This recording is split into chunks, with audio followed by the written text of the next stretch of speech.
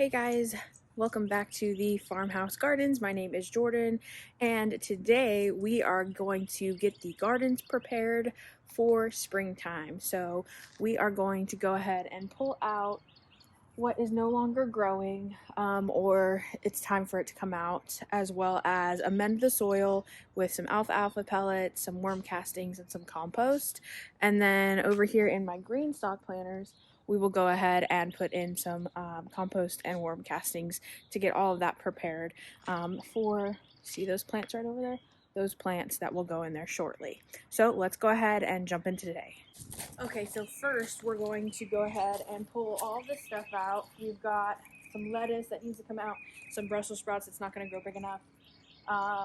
We'll harvest whatever of the lettuce is eatable, and then we'll compost it and put everything into this orange bucket.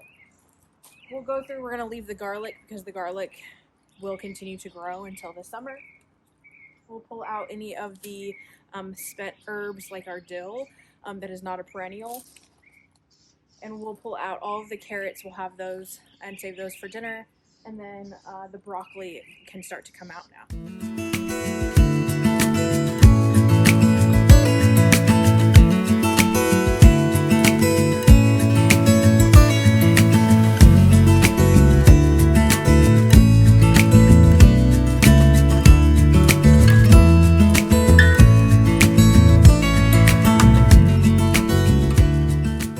Out of the first bed, this is the lettuce that we have been able to salvage.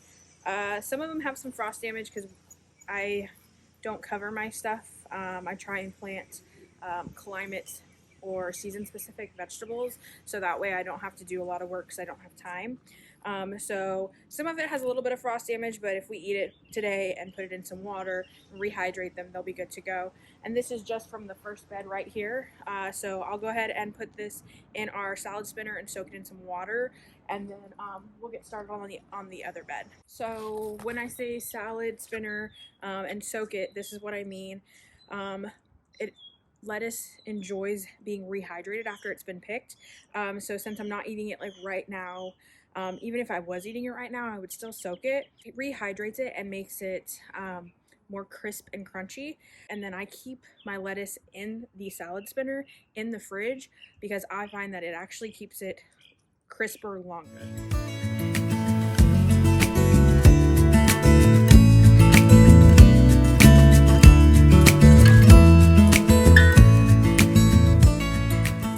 I was going through the bed, I wanted to show you guys something because I did a little trial and just to see what would happen. So with carrots, a lot of times they don't germinate very well, so usually we will overseed them and then we'll go through and thin them out. I did not thin these out because I wanted to see what would actually happen. So as you can see, we have lots of little itty bitty carrots, but none that actually produced anything worth eating. So this is why when you go through, you heavily seed your carrots, you have to go through and thin them out, otherwise you end up with this mess. So just wanted to show you.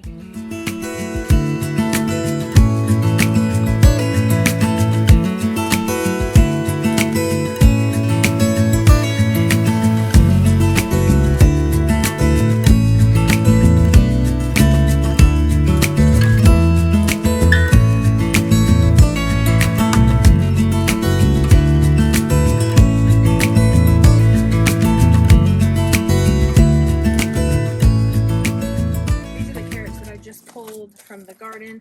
I just wanted to show you the difference between carrots that have been thinned versus carrots that have not.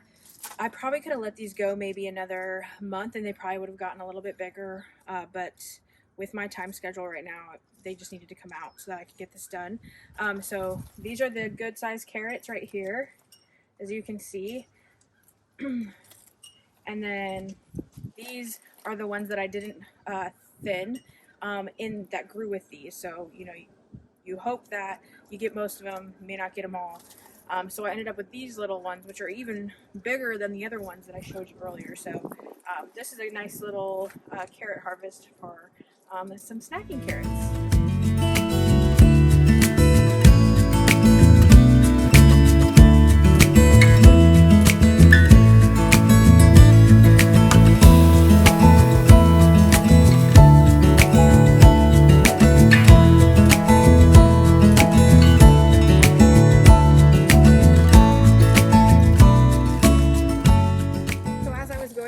bed, I was taking a look at the Brussels sprouts, and this is one of the Brussels sprouts that I grew.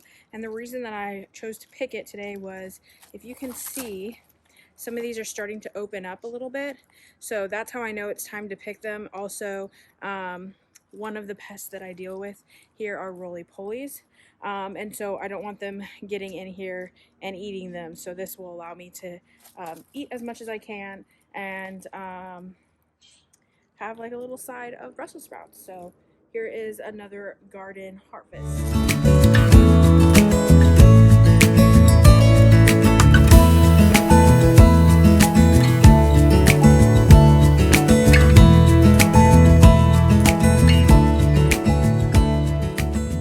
So now that I am done kind of refreshing the garden and pulled out what I can harvest from it, the only thing that is left is going to be the garlic and my perennial herbs.